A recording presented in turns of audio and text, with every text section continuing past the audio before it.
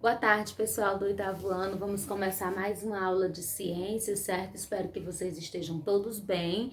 Nós vamos começar com a correção da atividade. As duas primeiras questões eram cálculos. Peço que vocês prestem bastante atenção na correção.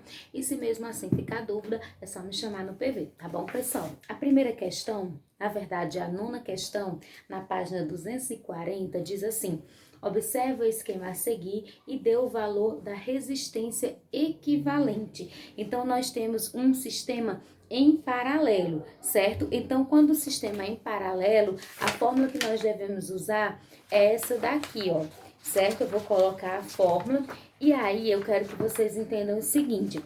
Aqui nós temos a resistência 1, a resistência 2 e a resistência 3. Então, nós vamos ter que calcular o valor da resistência total. E aí, nós vamos começar assim, ó. Resistência, questão 9, né? Resistência 1, 2, não é resistência 12, é resistência 1 e 2, né? Vai ser igual a resistência 1 vezes a resistência 2 sobre a resistência 1 mais a resistência 2, tá certo? E aí a gente vai proceder com o cálculo. Então, a resistência 1, 2 vai ser igual. A resistência 1 é 5. 5 vezes a resistência 2, que é 10.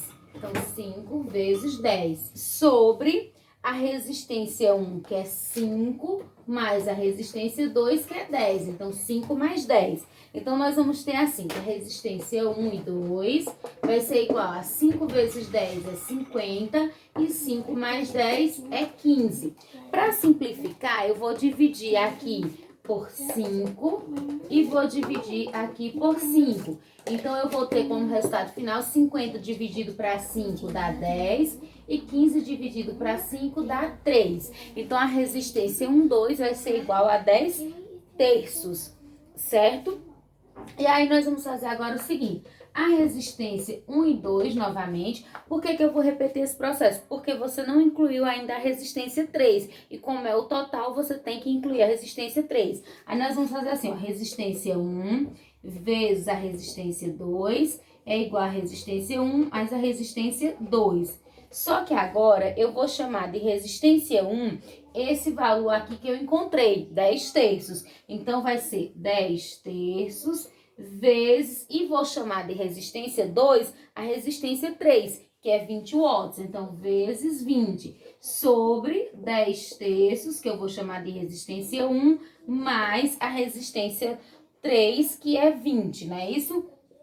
Então, aqui eu vou ter o seguinte, 10 vezes 20 vai dar 200 sobre 3, e aqui eu vou calcular o MMC, viu, pessoal? Vai ficar assim, ó, o MMC é 3, 3 dividido para 3 dá 1, vezes 10 é 10, mais 3 dividido para 3 dá 1, para 1 dá 3, 3 vezes 20 dá 60, então 10 mais 60, 70 sobre 3. Então, aqui eu vou ter 70 sobre 3. E aqui, pessoal, é uma divisão de frações. E para fazer divisão de fração, a gente repete a primeira e multiplica pelo inverso da segunda. Então, eu vou repetir a primeira, que é 200 vezes 200 sobre 3, vezes o inverso da segunda. O inverso de 70 sobre 3 é 3 sobre 70.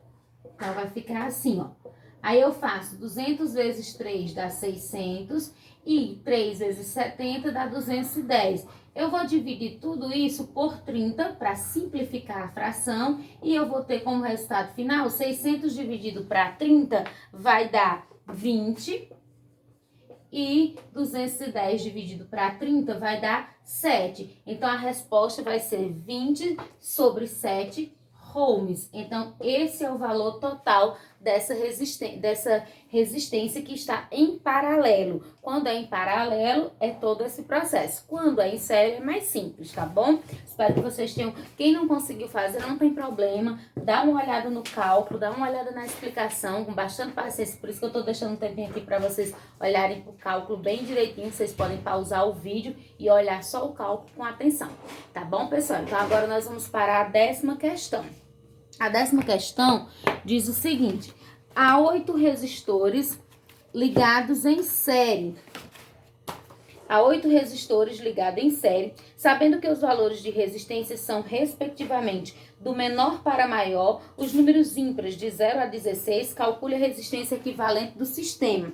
Então, você vai ter 8 resistores e, no caso, esses resistores, eles vão ser os números ímpares de 0 até a 16, só os ímpares, tá certo? Então, nós vamos fazer o seguinte, questão 10. Aí nós vamos listar aqui os resistores. Então, a resistência 1, se é os números ímpares de 0 até 16, então eu vou ter um ohm, certo? A resistência 2 vai ser 2. A resistência 3, 2 não, pessoal, perdão, são só os ímpares. Aqui vai ser 3, aqui vai ser 5. A resistência 4 vai ser o 7, certo? A resistência 5 vai ser o 9. A resistência 6 vai ser o 11.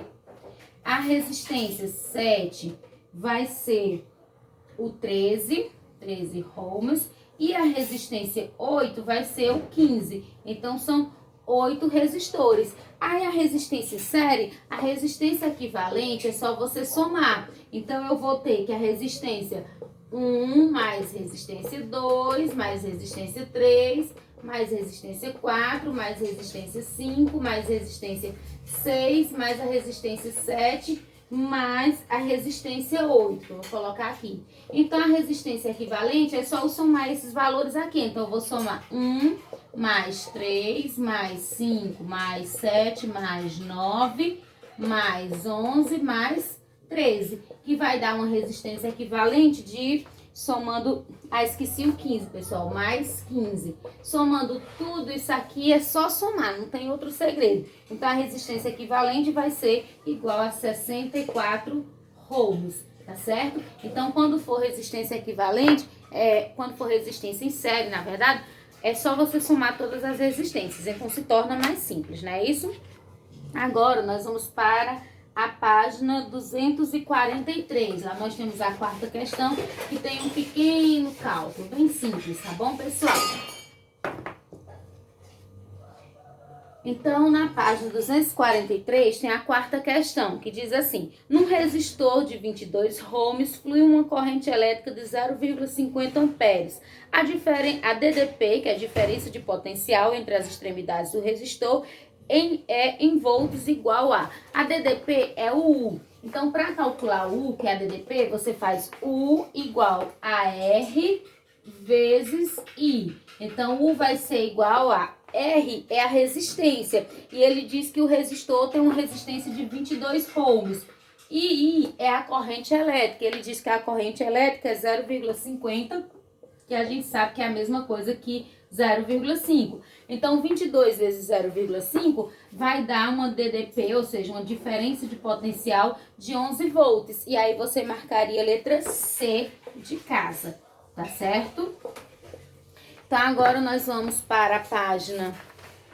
Na página 244 tem a sétima questão, que diz assim: entre as inúmeras recomendações dadas para a economia de energia elétrica em uma residência, destacamos as seguintes: substitua lâmpadas incandescentes por fluorescentes compactas, evite usar o chuveiro elétrico com a chave na posição inverno ou quente, acumule uma quantidade de roupa para ser passada no ferro elétrico de uma só vez, evite o uso de tomadas múltiplas para ligar vários aparelhos simultaneamente. Utilize na instalação elétrica fios de diâmetros recomendados às suas finalidades. A característica comum a todas as recomendações é a proposta de economizar energia através da tentativa de, no dia a dia, reduzir o consumo de energia elétrica convertida em energia térmica. Letra C.